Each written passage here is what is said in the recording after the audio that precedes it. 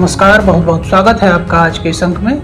आज हम चर्चा करेंगे झारखंड के लोहरदग्गा विधानसभा सीट के बारे में। लोहरदग्गा विधानसभा सीट से डॉक्टर रामेश्वर उरांव इस बार फिर से चुनाव लड़ेंगे या अपने राजनीतिक विरासत पुत्र राहुल उरांव को सौंपेंगे। इसको लेकर अभी भी सस्पेंस बरकरार है।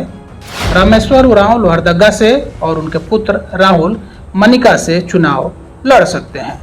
पार्टी के अंदर भी चुनौतियां कम नहीं हैं। विधानसभा चुनाव को लेकर कांग्रेस की ओर से फिलहाल उम्मीदवार चयन को लेकर जिला मुख्यालयों में आवेदन दिए जा रहे हैं। इसके बाद प्रदेश चुनाव समिति की बैठक और स्क्रीनिंग कमेटी की बैठक में चर्चा की जाएगी। फिर 2-3 उम्मीदवारों के नाम की अनुशंसा केंद्रीय चुनाव समिति को भेजी जाएगी। लोहरदग्गा विधानसभा सीट से डॉक्टर रामेश्वर उरांव अपनी अंतिम पारी खेलने के लिए इच्छुक हैं। यही कारण है कि रामेश्वर उरांव के पुत्र राहुल उरांव की ओर से इस बार लोहरदग्गा के साथ लातेहार जिले के मनिका विधानसभा सीट के लिए भी दावेदारी की गई है। लोहरदग्गा की तरफ मनिका विधानसभा सीट भी अनुसूचित जनजाति के लिए सुरक्षित है।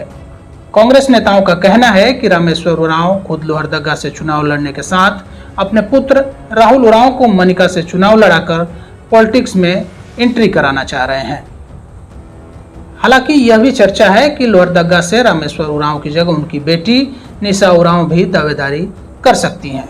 लेकिन फिलहाल निशा उरांव केंद्र सरकार की एक अधिकारी हैं और चुनाव लड़ने के लिए उन्हें 2 महीने पहले ही वीआरएस लेना पड़ेगा। फिलहाल निशा उरांव की ओर से राजनीति में आने की संभावना काफी कम नजर आ रही है। ऐसे में रामेश्वर उरांव अपने पुत्र को ही राजनीतिक विरासत सौंपने पर विचार कर रहे हैं। राज्य के वित्त मंत्री डॉक्टर रामेश्वर उरांव को लोहरदग्गा में पार्टी के अंदर ही अपने राजनीतिक प्रतिद्वंदी सुखदेव भगत के पुत्र अभिनव सिद्धार्थ से चुनौती मिल रही है। सांसद सुखदेव भगत के पुत्र अभिनव प्रदेश युवा कांग्रेस के महासचिव रहे हैं और लोहरदग्गा क्षेत्र में उन्होंने संगठन के लिए कई वर्षों तक काम भी किया है। अभिनव ने लोकसभा चुनाव 2024 में अपने पिता सुखदेव भगत को जीत दिलाने में कड़ी मेहनत की। अब वो विधानसभा चुनाव में खुद मैदान में उतरना चाहते हैं, लेकिन डॉक्टर रामेश्वर उरांव के अलावा वरिष्ठ कांग्रेस नेता धीरज साहू का सुखदेव भगत के साथ 36 का आंकड़ा रहा है। ऐसे में रामेश्वर धीरज की जोड़ी सुखदेव भगत के पुत्र को रोकने के लिए हर संभव कोशिश करेगी। हाल ही में रामेश्वर उरांव को कांग्रेस विधायक दल का नेता भी बनाया गया है।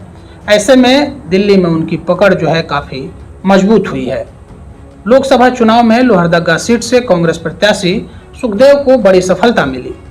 कांग्रेस उम्मीदवार के पक्ष में इस तरह का लहर देखने को मिला कि लोहरदग्गा विधानसभा क्षेत्र में भी बीजेपी प्रत्याशी को हार मिली। वर्ष 2019 के लोहरदग्गा विधानसभा सीट से कांग्रेस के रामेश्वर उरांव ने जीत हासिल की थी। वहीं लोकसभा चुनाव में वे कांग्रेस प्रत्याशी को बढ़त दिलाने में सफल भी रहे। लोकसभा चुनाव 2024 के दौरान लोहरदग्गा संसदीय क्षेत्र के लोहरदग्गा विधानसभा क्षेत्र में कांग्रेस प्रत्याशी सुखदेव भगत को करीब 27,000 वोटों के अंतर से बढ़त मिली थी।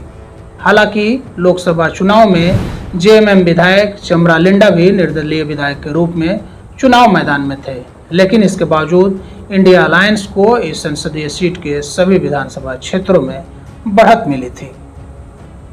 लोहरदग्गा विधानसभा सीट अनुसूचित जनजाति के लिए आरक्षित है। लोहरदग्गा विधानसभा क्षेत्र में सदन प्रखंड सहित कुडू, कैरो, किस्को, पेसरार, सेन्हा और भंडरा प्रखंड आते हैं। इनमें सेन्हा और भंडरा का आधा भाग बिशुनपुर विधानसभा क्षेत्र में चला जाता है। लोहरदग्गा विधानसभा सीट कांग्रेस की गढ़ रही है, लेकिन वर्ष 2009 में आजसू पार्टी ने लोहरदग्गा सीट को हथिया लिया था। इस चुनाव में आजसू पार्टी के कमल किशोर भगत ने पहली बार जीत दर्ज की। इसके साथ ही लोहरदग्गा में पहली बार कमल किशोर भगत आजसू पार्टी का पताका फहराने में सफल रहे थे। इसके बाद 2014 में भी कमल किशोर भगत इस सीट से दोबारा चुनाव जीते, लेकिन 2019 में चुनाव में पुनः यह सीट कांग्रेस के पाले में चली गई। रामेश्वर उरांव जो कांग्रेस के प्रत्याशी थे, उनको 74,380 मत मिले। वहीं सुखदेव भगत को जो भाजपा के प्रत्याशी थे, उनको 44,230 मत पे ही संतोष करना पड़ा। बात करें लोहरदगा विधानसभा चुनाव परिणाम 2014 की, तो कमल किशोर भगत जो आज सूद से थे उनको 56,920 मत मिले। सुखदेव भगत जो कांग्रेस के प्रत्याशी थे उन्हें 56,228 मत मिले, जो काफी मामूली अंतर आप देख सकते हैं। लोहरदगा विधानसभा चुनाव परिणाम 2009 की बात करें तो इसमें कमल किशोर भगत आजसू की तरफ से उन्हें मिले 35,816 मत। सुखदेव भगत जो कांग्रेस से थे उन्हें मिले 35,220 वोट।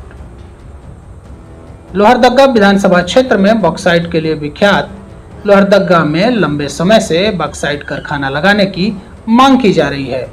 बेरोजगारी की समस्या को देखते हुए स्थानीय निवासी बॉक्साइट फैक्ट्री की स्थापना को आवश्यक बताते हैं। जिले के 70% लोग जो हैं कृषि पर निर्भर हैं। सिंचाई के लिए खेतों में पानी का भी एक बड़ा मुद्दा है। क्षेत्र के भंडरा और कैरो की सीमा पर नंदिनी जलाशय का निर्माण कराया गया है, लेकिन किस्को प्रखंड क्षेत्र के डहरबाटी डैम की मांग लंबे समय से की जाती रही है। क्षेत्र में पलायन का भी बड़ा मुद्दा है।